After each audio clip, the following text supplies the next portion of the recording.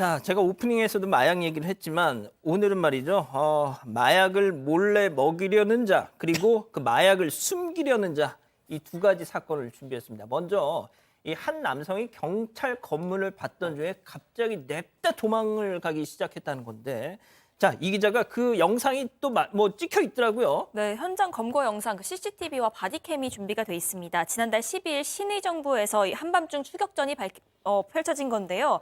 한 남성이 저렇게 검은 가방을 들고 들판으로 내달리고 있습니다. 경찰관들이 뒤따르는데 이 주변이 칠흑같이 어둡죠. 하필이면 남성이 또 수풀로 뛰어드는 바람에 경찰이 손전등을 들고 일일이 비춰보는 모습입니다. 그러다가 이렇게 한껏 몸을 웅크리고 있는 남성을 발견했습니다. 경찰을 피해서 배수로로 몸을 숨겼지만 결국 붙잡히고만 그런 상황이었습니다. 자, 체포되기 직전에 땅을 파가지고 뭔가를 버리고 있었다 하던데 결국 그것 때문에 저 짓을 했던 거 아니겠습니까? 그렇습니다. 이 40대 남성은 마약을 결해하려고 그러다 경찰에 잡혔잖아요. 근데 경찰이 이제 따라잡으니까 추적을 피하려고 차량으로 이제 달아난 상황이었습니다.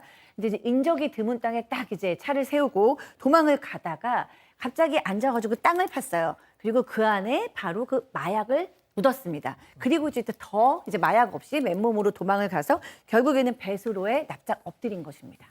아니 근데 하지만 이제 남성은 이미 경찰을 따돌린 상황이었고 아까 그 영상 보셔도 아시겠지만 주변에 아무것도 없이 그냥 휑 하던데 이 인간은 어떻게 찾은 거예요? 자, 아무것도 없었긴 하지만 아주 중요한 시설입니다. 저기는 변전소였어요. 한국전력이 이제 관리하는 뭐 전기 같은 것들을 표준으로 만드는 변전소인데 변전소에서 이 직원이 CCTV 상황으로 보다 보니까 이 본인의 변전소에 이 자동차가 도착한 게 있고 어떤 사람이 뭘 꺼내면서 숨기는 모습을 발견하고 경찰에 신고를 한 겁니다. 경찰 입장에서는 그 사람이다. 도망간 그 사람이다. 직감을 하고 곧장 출동을 했고요. 지금 말한 것처럼 이 변전소 옆에 풀숲이 매우 어두운 상태이기 때문에 손전등을 일일이 비춰가면서 수색을 하고 그 사람을 검거를 하게 된 겁니다. 그러니까 한전 직원이 CCTV로 이렇게 감시를 하는데 어떤 사람이 차 끌고 와가지고 저렇게 하니까 변전소가 국가 중요 시설 제가 찾아보니까요.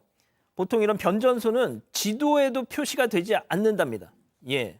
그리고 CCTV를 설치할 때 안내판 설치 의무도 없대요. 왜? 중요한 시설이니까. 개인정보보호법상 예외로 인정된답니다. 야, 세상에 저런 데 가가지고 마약을 숨기려고 했으니까 잡히죠. 그렇죠. 호랑이 굴, 도안에 둔치인데요. 당시에 피의자가 숨어 있었지만 경찰이 후레쉬를 비춰서 검거를 했습니다. 연은범 체포한 다음에 저희가 이제 소지품을 확인하는데 이 피의자가 뭐라고 했냐면 주사기가 발견되니까 주사기 2개밖에 없다. 다른 거 없다고 했어요. 근데 사실은 주사기 하나당 0.03g 정도가 들어있거든요. 그런데 경찰이 그 말을 믿지 않았죠. 왜냐하면 기히 가방에서 버렸지 않습니까? 주변을 샅샅이 수색하니까 그때의 마약하고 대마가 발견하는데 마약 같은 경우는 필로폰 3.83g, 약 100명이 투약할 수 있는 정도의 마약이거든요. 그러니까 그 마약을 발견을 했습니다. 하고 그 피해자를 경찰서로 들어와가지고 간이식 악직 감정을 해봤더니 필로폰 성분하고 대마 성분이 나왔어요. 그러니까 소변에도 나오고 모발에도 나왔기 때문에 이 남성에 대해서 구속영장을 신청을 한 뒤에 구속을 시켰는데요. 그런 다음에 이제 판매처라든지 또 구입자에 대해서 상대로 쏴기 때문에 아마 이 사람으로 인해 가지고 그 만약에 구입에 투약한 사람이 있으면은 많이 체포가 될 거라고 생각이 듭니다. 그렇군요.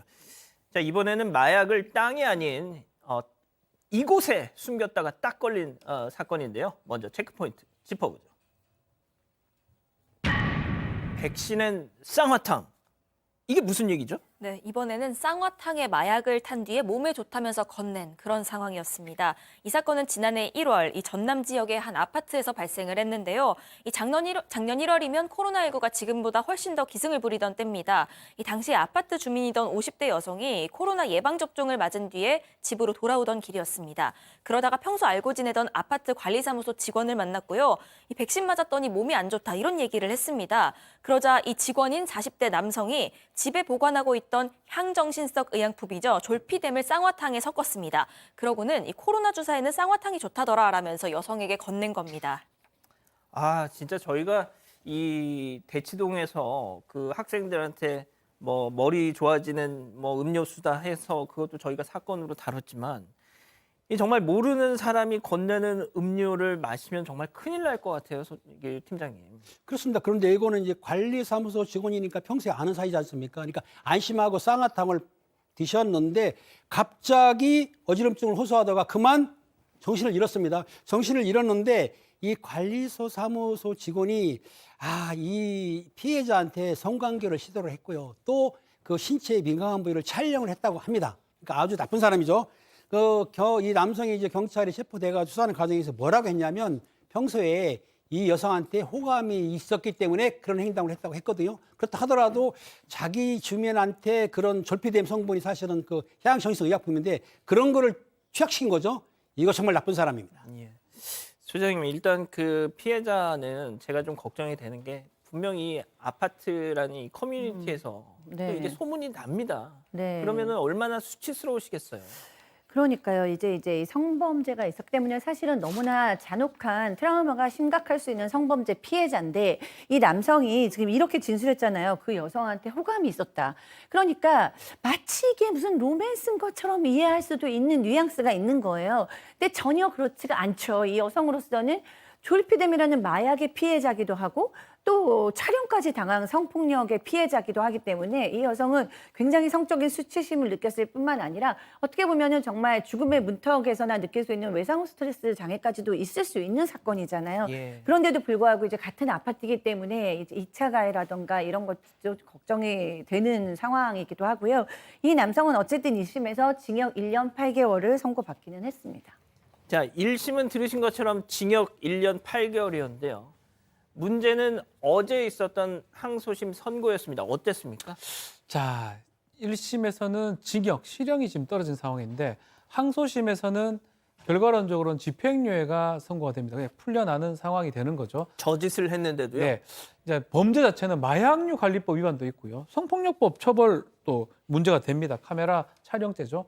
그리고 지금 말한 것처럼 재판부에서도 졸피뎀 탄 쌍화탕을 마시게 해서 촬영해서 그 재질이 상당히 불량하고 또 이 같은 범행으로 피해자가 매우 성적 수치심을 느끼고 정신의 고통을 겪었다. 다만 이게 집행유예를 선고한 이유는 뭐냐면 1심이 2심에서 합의가 됐다는 거예요. 또 이 남성이 범행을 인정하면서 전과는 없는데 동종 전과는 없는데 처벌 불원한 이 피해자의 의사가 중요하다고 해서 실형이 아닌 집행유예가 선고가 된 것입니다. 합의였군요. 알겠습니다. 이 사건의 진실을 추적하고 싶으십니까? 그렇다면 사반 채널을 구독해주세요. 지금까지 이자연 기자였습니다.